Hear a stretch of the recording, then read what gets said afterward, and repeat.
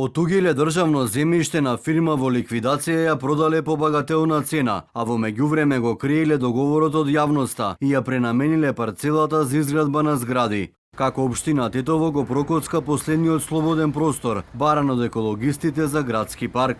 Иницијативата Тетово сака парк објавија договори преку кои како што обвинија државното земјиште кај Монопол завршило во рацете на фирмата во ликвидација Тетово Табак за само 7.000 евра, а локацијата веќе се претвора во урбана џунгла. Договорот за отуѓување криен од јавноста бил склучен во 2022 година, но во 2024 година Советот на општина Тетово донел измени на ГУП и ДУП за блок 31 со кои предвидел изградба на згради. Советот можел, иако не морал да предвиди згради на земјиштето во приватна сопственост, но морал да предвиди остварување на јавен интерес на околу 7.000 метри државно земјиште, односно изградба на парк. Наместо ова, Советот предвидел згради на државна земја, а градоначалникот истата ја продал за околу 7.000 евра. За само еден месец откако општината ја пренаменила парцелата за изградба на згради, фирмата Тетово Табак, нејзиното и купеното државно земјиште, го продава на приватен инвеститор. Тој веќе започна со градежни активности, каде се предвидува да никнат над 2000 станови.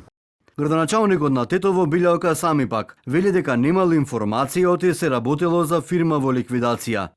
Во 2014 е приватизирано поголем дел од земјиштето со што приватната фирма го има добиено правото за да направи дооформување на парцелата. Таму е предвидено мрежа на патишта, патна инфраструктура која сигурно дека ќе биде во јавен интерес и дека на крај на целата инвестиција сепак со односот меѓу тоа што е дадено на приватниките и тоа што ќе се добие како патна инфраструктура ќе биде во интерес на јавната инфраструктура и јавниот интерес. Уривањето на зградата на Тетовски Монопол каде се ослободува простор за новите згради, без минимум еколошки стандарди, деновиве го прекри градот со прашина. Општината најави дека ќе прати инспектори да го провери начинот на одвивање на градежните зафати, но досега нема никакви информации што констатирала и дали некој ќе понесе одговорност.